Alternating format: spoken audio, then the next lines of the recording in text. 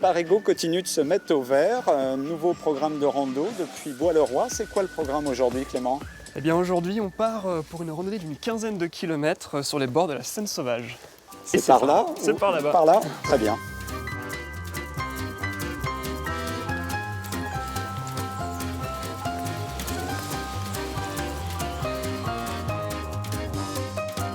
Là on arrive où, Clément?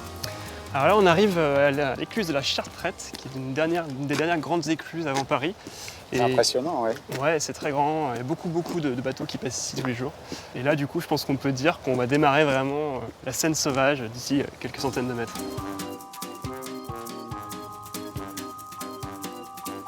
Vous entendez? Alors, un des grands plaisirs de la randonnée, c'est d'entendre des oiseaux comme ça, mais c'est aussi une frustration. Qu'est-ce que vous proposez, Clément? Donc par exemple, je vais vous en présenter une qui s'appelle BirdNet, qui est une application développée par l'université de Cornell aux États-Unis. Voilà, elle va aller enregistrer le bruit de l'oiseau, et là, il va me sortir un son des arbres. Un pinson des arbres. Donc l'oiseau qu'on entend mais qu'on ne voit pas, c'est un pinson des arbres. Exactement. Super. Tout à fait.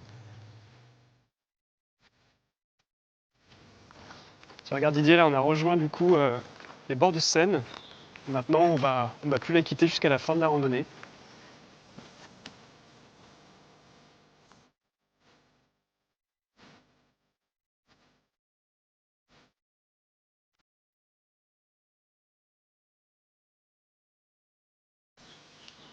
Oh, elle est fraîche, hein.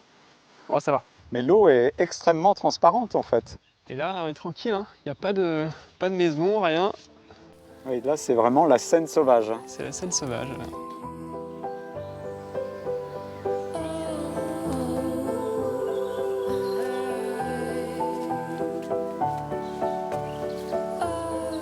Alors Clément, je suis surpris, derrière nous il y a un groupe de jeunes randonneurs. La marche, c'est pas que pour les personnes âgées, les seniors. Et non Didier, la marche, c'est pas que pour les seniors, c'est aussi pour les jeunes.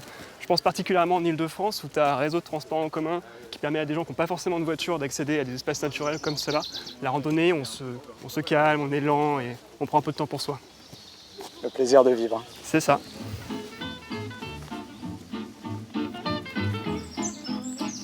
Alors on vient de quitter Samois-sur-Seine, le berceau du jazz manouche. On arrive au terminus de cette escapade à Fontainebleau-Avon. Et demain, c'est aussi un itinéraire que vous avez créé en direction d'un château royal, mais je vous en dis pas plus.